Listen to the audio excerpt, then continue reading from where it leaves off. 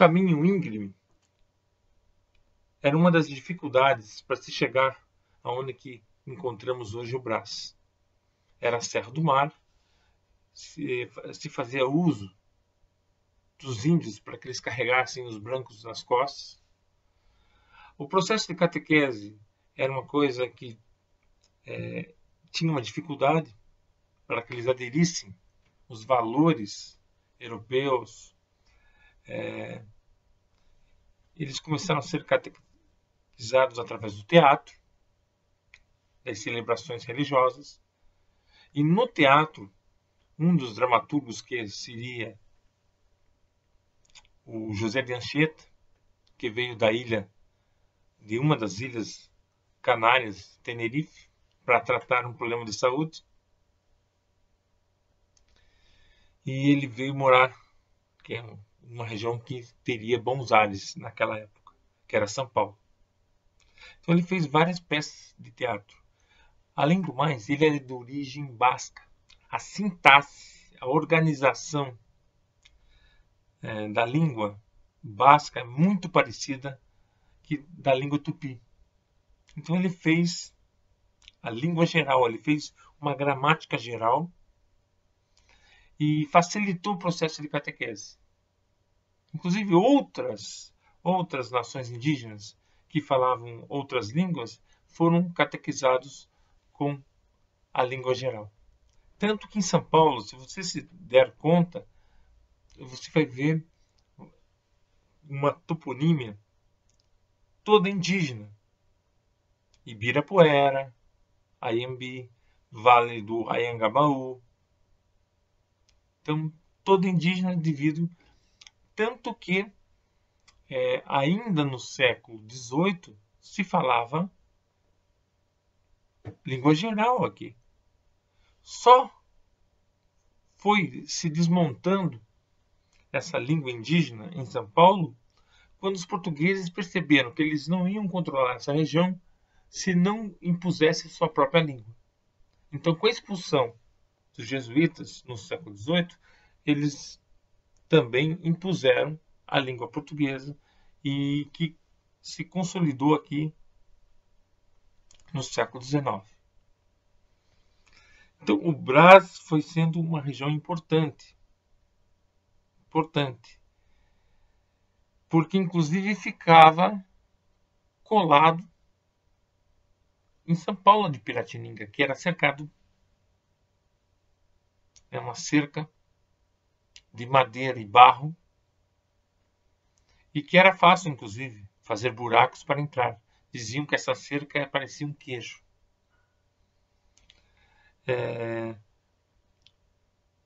A ida do Rio de Janeiro para São Paulo passava por essa região que depois seria o Brás.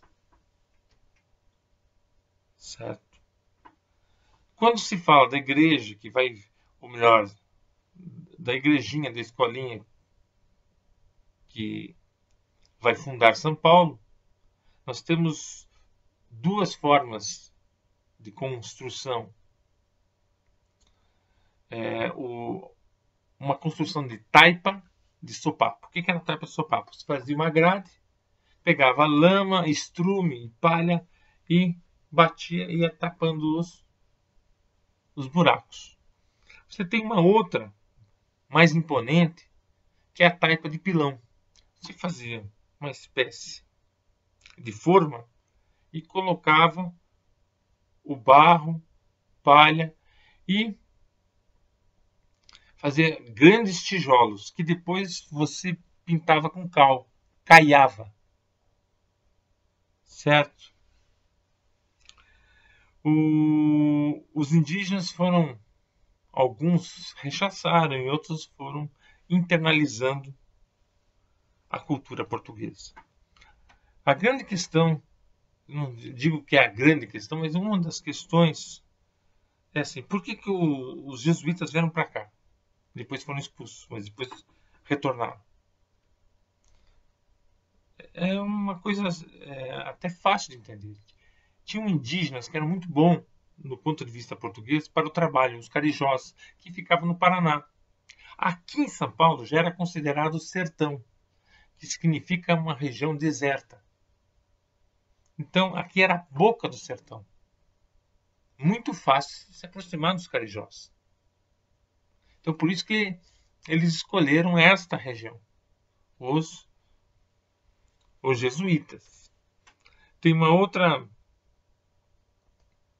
questão, é de que, como havia Serra do Mar, para construir uma fazenda de cana-de-açúcar, era muito difícil para a expansão dessa fazenda.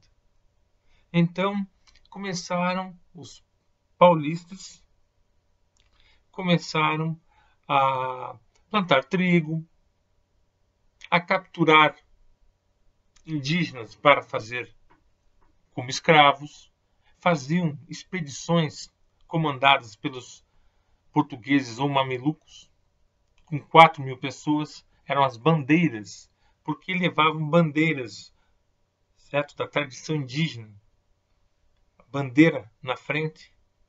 Eles tinham os portugueses, os mamelucos, que era a mistura do branco com o indígena,